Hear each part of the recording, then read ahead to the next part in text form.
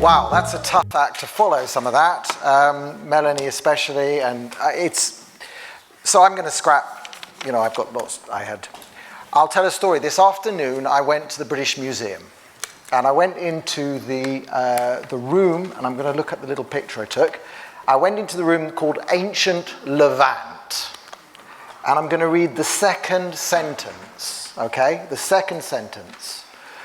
Levant, 7,500 BC, before Christ, we can say before Common Era as well, up to 322 BC, okay?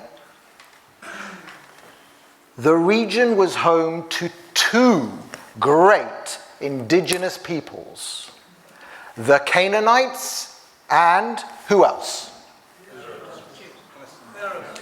No. Anyone? Any more answers? Amorites. Have you heard of them? Do you know where they live today? Where do they live today? What's their culture? What was their national language? What do you know of the descendants of the Amorites? Are their descendants, have they disappeared? So the British Museum, which is not very far from here, they have wiped Judaism and Jews and the indigenous land of the Jews off the ancient map. It doesn't exist in their hall. And they do have one little patch about Judea and the kingdom of the Israelites, but off the sort of the headline, and I'll read the first sentence now.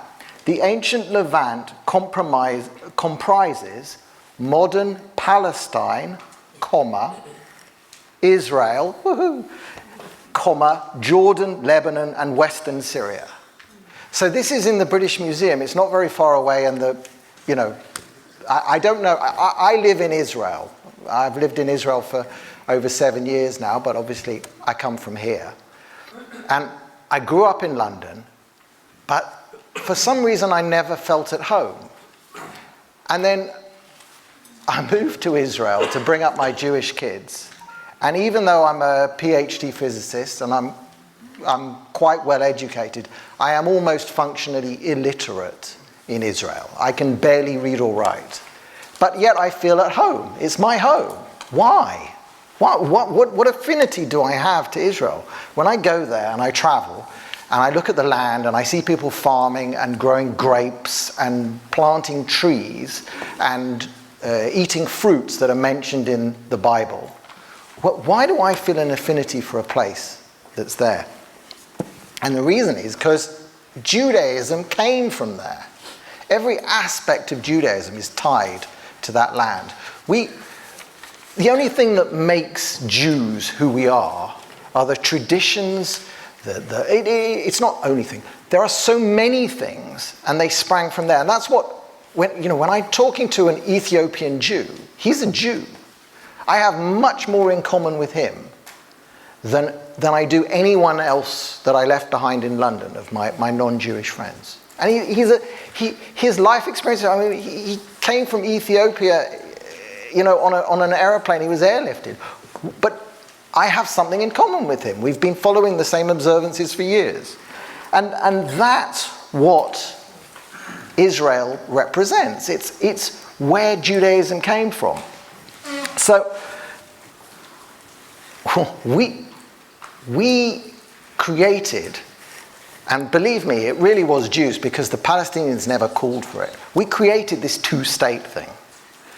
We decided that there was going to be a possible partition, and we decided that we could give over some land. And as Melanie pointed out quite clearly, this is not about land. It hasn't been about land for a long, long time. There is an underlying issue of identity. Our identity is tied to that land. The Arab identity is not. There's really no part of, especially Muslim Arab identity, that is tied to what we call Israel. And I mean, that would extend out to Jordan if one takes the sort of biblical largest extent of the kingdoms.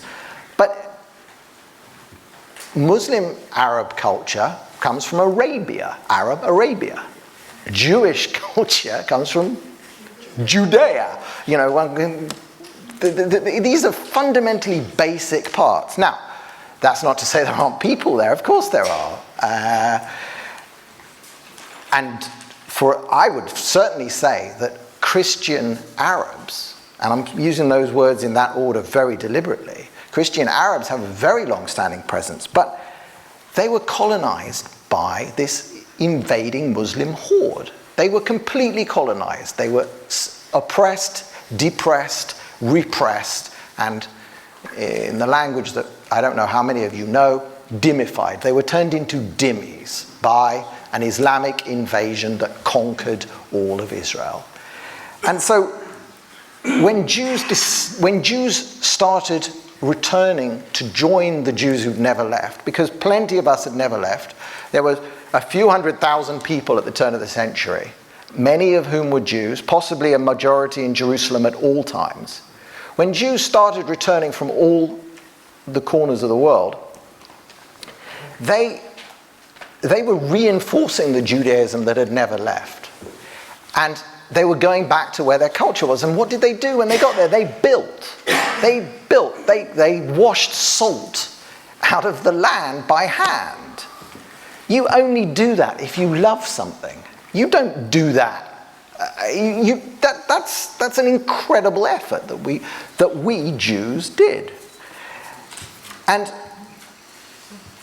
once we built this, once we've returned home, and Muda was the only one to mention Yom HaShoah today, back in Israel. We didn't go back because of the Shoah. We went back because we've been praying to Zion for all these years. I mean, it's in every prayer book that we've written for 1,000 years. One day we will be free in Jerusalem. 2,000 years. 3,000. I don't know the oldest written ones. But that's right. And when we did build a modern state, starting in 1948, we did something amazing, absolutely unique in the history of that region, and I would say the world. We built a pluralistic state with a solid religious core, but on values that recognize everyone. We really did. I mean, we have fights over how much control the rabbinate have on marriage, and we can argue the details, whether a shop should be open in Tel Aviv on Saturday or not. These are details, but on the big stuff, Christians and Muslims are free to worship and do whatever they like in the country of the Jews. And Judaism is the only value system indigenous to the Middle East that will ever do that. Islam will never, ever result in a pluralistic society.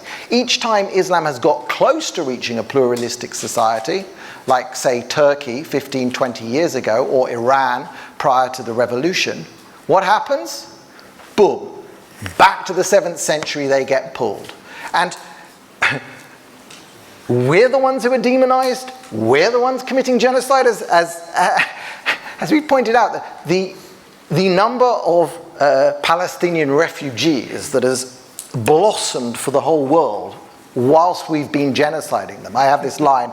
I say that Jews excel in almost every field of human endeavor, except two things. Professional golf, we are so bad at that. I mean, how many of us play golf and we can't get a professional? Common sense. And genocide. We suck at genocide. We have never managed to do it properly. Every time we try, apparently, the numbers go up. So, I'll wind it out. The point is, we are indigenous to that land. We do good things to that land. We do good things for the world from that land. And, everybody else has come with solutions. I don't really have one. But, I mean, the jokey solution is that if we did run the whole Middle East, it would be a lot better place.